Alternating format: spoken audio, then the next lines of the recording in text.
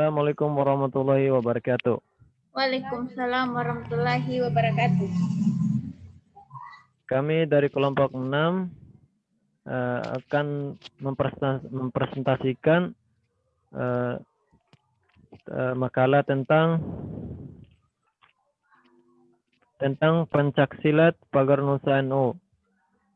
Dan perkenalkan, nama saya Al-Ghifari. Saya selaku moderator akan membimbing jalannya presentasinya, dan adapun anggota-anggota saya yang terdiri atas Sarawati dan Nofikria Nurdin, ya. Assalatu wassalamu ala asrafil anbiya wal mursalin sayyidina Muhammadin wa ala alihi wa sahbihi ajmain, amma ba'd. Pertama-tama kita panjatkan puji syukur kita kepada kehadirat Allah Subhanahu wa taala yang telah memberikan kita kesempatan dan berbagai macam nikmat diberikan kepada kita selaku hambanya. Dan nikmat tersebut yaitu nikmat iman dan nikmat kesempatan diberikan kepada kita. Dan tak lupa kita bersalawat kepada kekasih Allah Subhanahu wa taala, yaitu Muhammad Rasulullah sallallahu alaihi wasallam, yang telah berjuang membela agama Islam sampai titik darahnya. Oke, baik. Kita langsung saja presentasinya.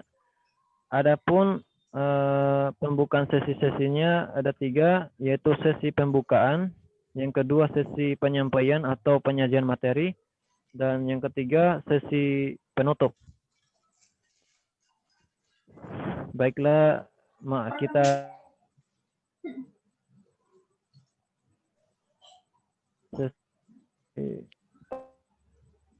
yang saudara dari pertama. Oke, saya persilakan kepada saudara Sarwati akan membacakan materi pertama. Baik, terima kasih. Saya akan membacakan materi yang pertama, yaitu definisi pencaksilat.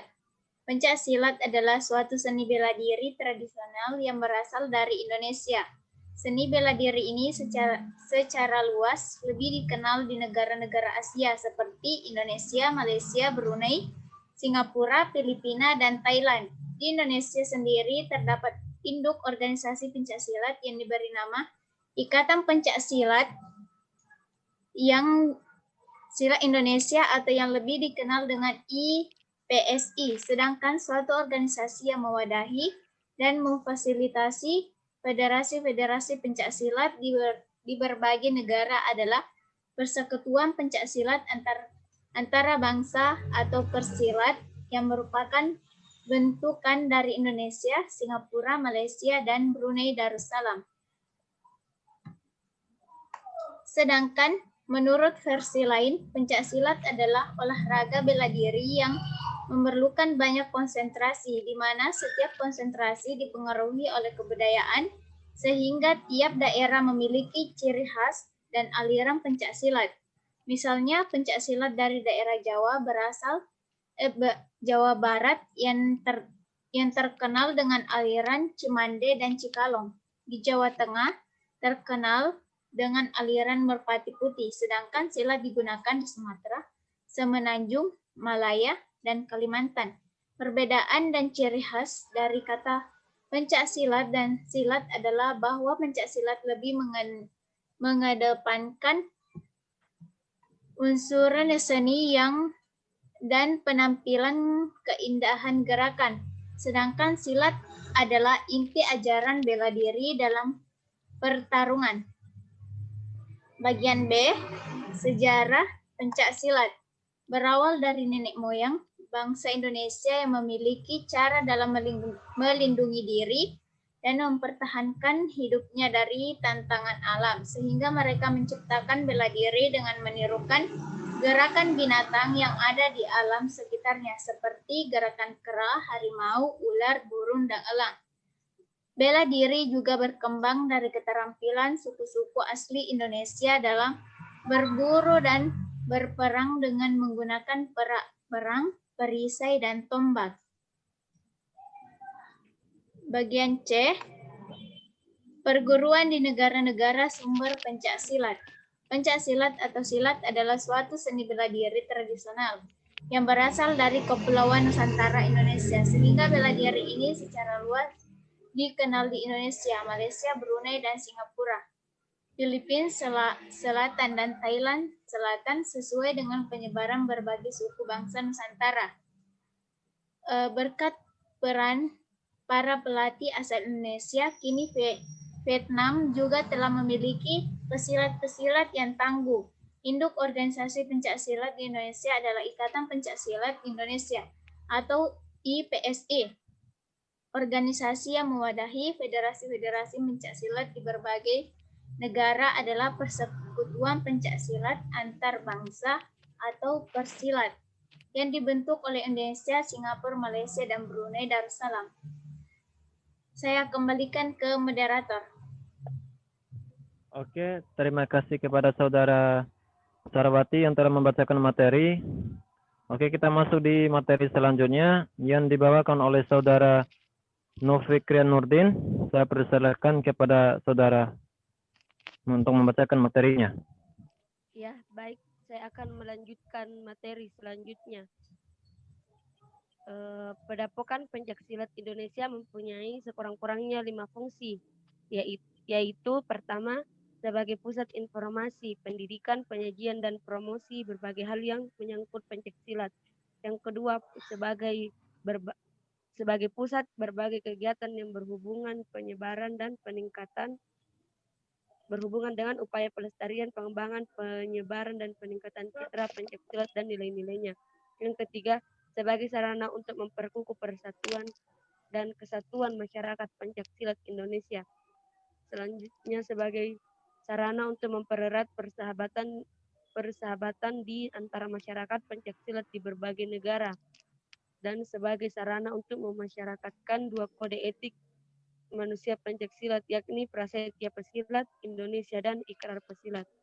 Kemudian bagian D, organisasi pencaksilat nasional dan internasional.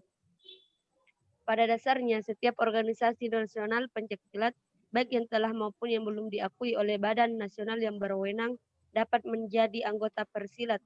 Bahkan organisasi pencaksilat yang belum berkualifikasi sebagai organisasi nasional dapat menjadi anggota persilat apabila ia dipandang layak mewakili negaranya. Persilat mempunyai 4 tingkat keanggotaan, yakni anggota pendiri, anggota bersekutu, anggota bergabung, dan anggota muda. Kemudian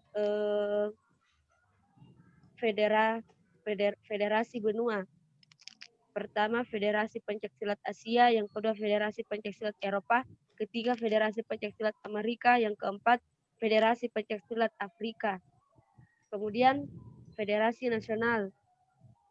Sampai pertengahan tahun 2020, pencaksilat telah menyebar di 66 negara dan telah diwadahi dalam organisasi-organisasi pencaksilat, yakni di Afghanistan, di Afrika Selatan, Algeria, Arab Saudi, Armenia, Australia, dan Austria, dan masih banyak lainnya.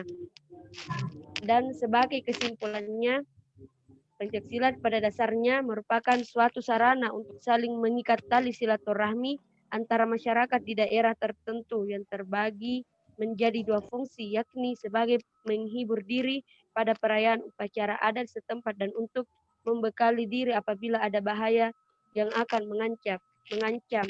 Baik, terima kasih. Saya kembalikan ke moderator. Baiklah, terima kasih kepada Saudara Nofikrian Nurdin yang telah membacakan materinya.